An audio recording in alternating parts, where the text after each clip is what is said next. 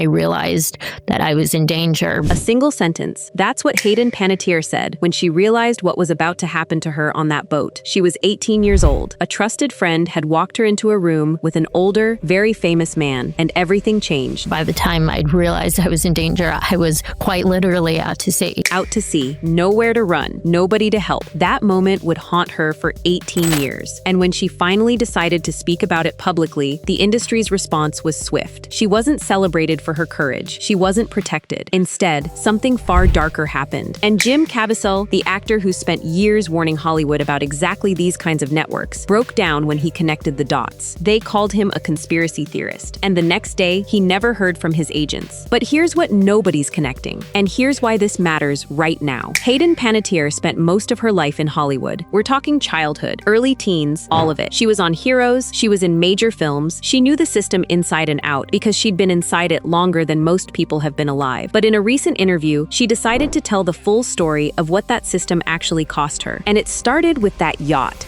There was a trusted woman who put her in a room with a trusted man where really terrible things are about to happen. She's reading directly from her journal here, not summarizing, not cleaning it up, reading the words she wrote, trying to make sense of her own trauma. A trusted woman, a trusted man. Let that sit for a second. This wasn't a stranger. This wasn't someone she should have seen coming. This was someone who had earned her trust and then betrayed it completely. It was that moment shook me. It was shocking. She's 18, out to sea. A man she doesn't know is undressed and waiting. And she realizes in that exact moment that there's nobody coming to help her. Nobody on that boat is going to protect her. I'm ferocious. I was like, this is not happening. But I had nowhere to hide. She bolted. She found a place to hide on that boat. And she waited. But that single moment, that 18-second encounter with a man whose name she still doesn't fully name, that shaped the next 18 years of her life. Because here's what people don't understand about abuse in this industry. It doesn't end with the moment itself. The moment is just the door. Once you walk through that door, the system keeps you there. She starts talking about the man who became central to her life after that. Not the same man from the boat, but someone who seemed to offer her escape from all of this. I was more afraid of being alone than being abused.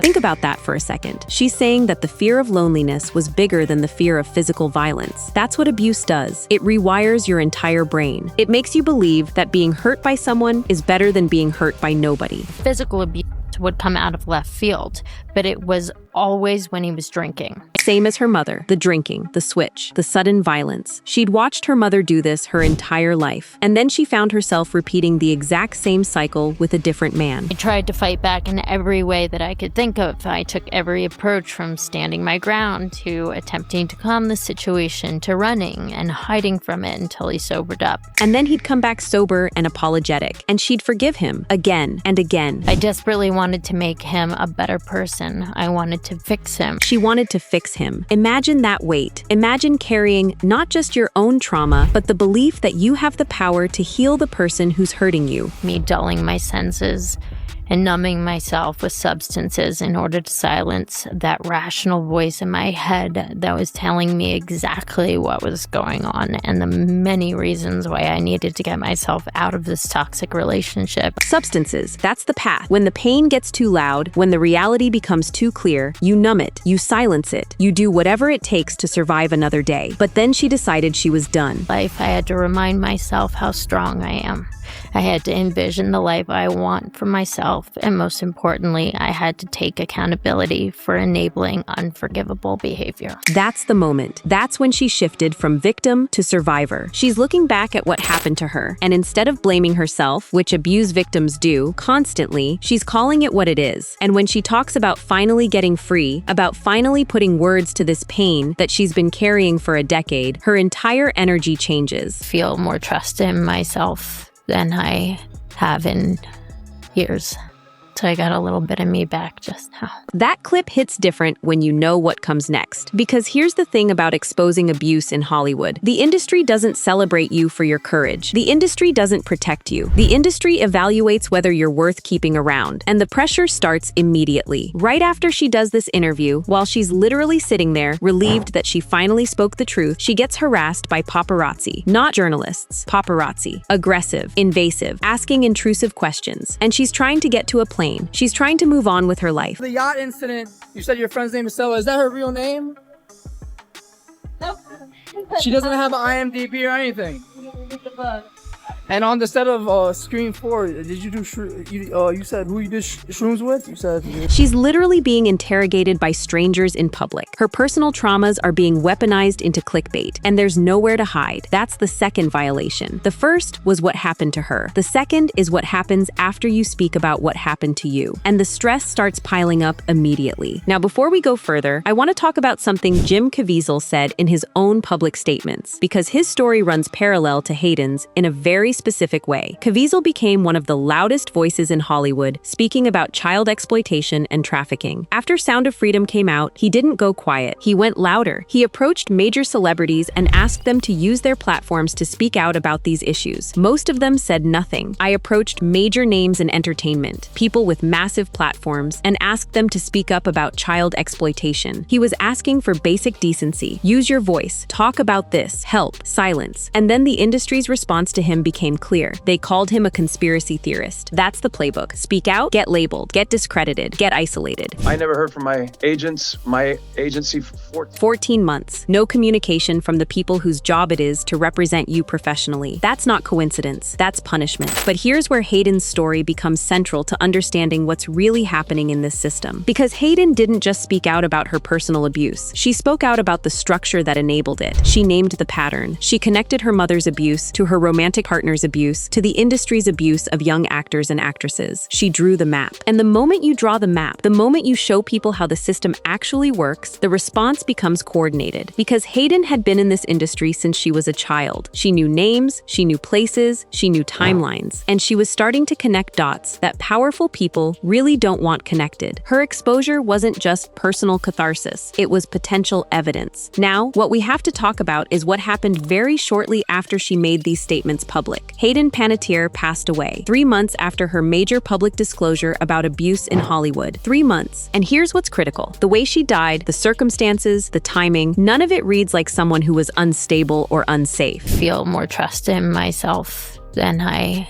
have in years. That's not the statement of someone on the edge. That's someone who just got free. That's someone who just reclaimed herself, and then she's gone. The mainstream narrative was quick to settle. She had been dealing with depression related to the publicity around her abuse disclosure. The stress of speaking out was too much. But think about that logically. Here's where Jim Caviezel's warnings become essential to understanding Hayden's story. Because he's been documenting something specific. The way the industry protects itself when people speak out. Hayden spoke out. Caviezel has been speaking out about these exact networks for years, and both of them experienced rapid, coordinated responses. But the response to Hayden was different. It was faster, it was more severe. Because Hayden wasn't just speaking as an activist or a concerned celebrity. She was speaking as a victim with details, with a timeline, with an 18-year-old version of herself trapped on a boat with someone powerful. That's not abstract. That's not theoretical. That's testimony. And testimony is a threat. Now, Caviezel has been very public about the way the industry deals with threats like that. He's talked about how coordinated the response is. He's talked about how fast people in power can move when something threatens their position. When someone has spent decades inside a system that protects and provides for them, and that system suddenly pulls back, the change can show up in a lot of ways. He's not just talking about individual retaliation. He's talking about systemic response. The entire apparatus shifting, agents going silent, media narratives changing, old allies becoming unavailable. Hayden experienced all of this, and then she was gone. Now, here's what's critical. We can't say with certainty what caused Hayden's death. We can say that the timeline is suspicious. We can say that the pattern matches what Caviezel and others have documented. We can say that speaking out about abuse in Hollywood has historically come with severe consequences. But the real story here isn't about any single incident. It's about the system. Because while Hayden was speaking out, while she was finally healing, while she was getting her voice back, the industry was responding. And Caviezel has been trying to warn people about this response for years. He made a film called Sound of Freedom. It was based on real anti-trafficking operations, real rescue work, real kids. And when it came out, the media response was coordinated and hostile. A movie about rescuing kids got treated like something you should be embarrassed to see. Think about that. A film about child rescue was framed as fringe, dangerous, something to mock people for watching. Meanwhile, Hayden is doing interviews. She's speaking out. She's becoming part of a larger conversation about abuse in the industry.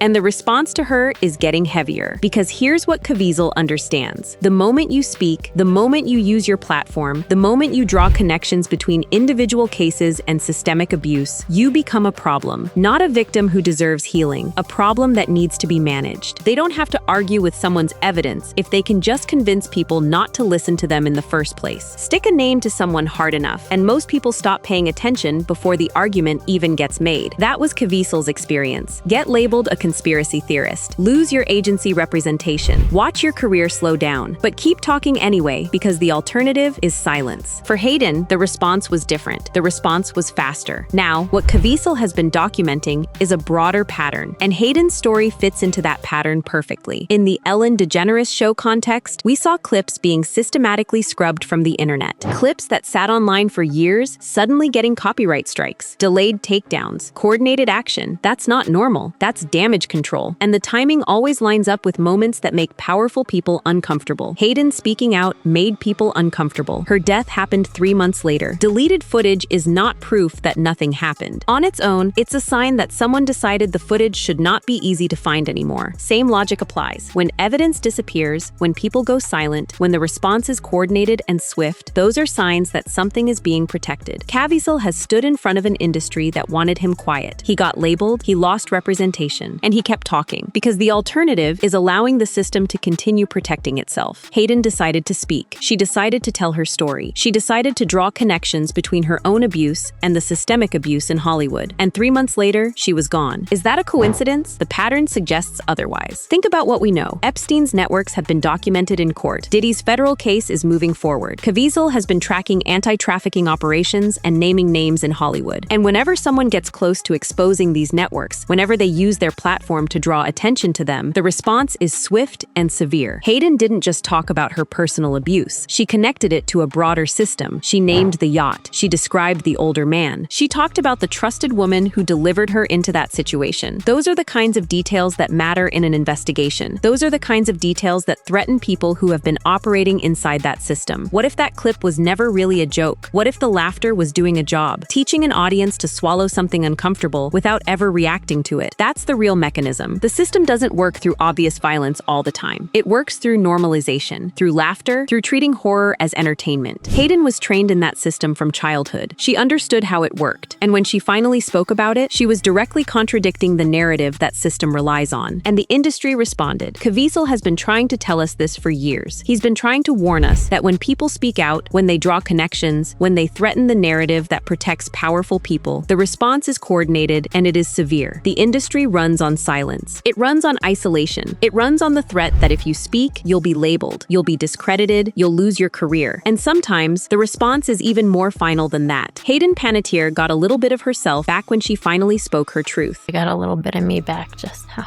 She said that during an interview, and it felt like she was finally free. 3 months later, she was gone. Jim Caviezel has stood in the industry saying the same things, naming the same networks, drawing the same connections. And he's still here because he understood from the beginning that the cost of speaking was going to be high, but he paid it anyway. The question we have to sit with is, how many people have paid that cost? How many have tried to speak and faced consequences severe enough to silence them? And how many didn't survive the system's response? The pattern is there if you look for it. Caviezel is looking, and he's breaking down over what he sees happening to people like Hayden. Because in a system that protects abusers, speaking the truth becomes the most dangerous thing you can do, and the most necessary.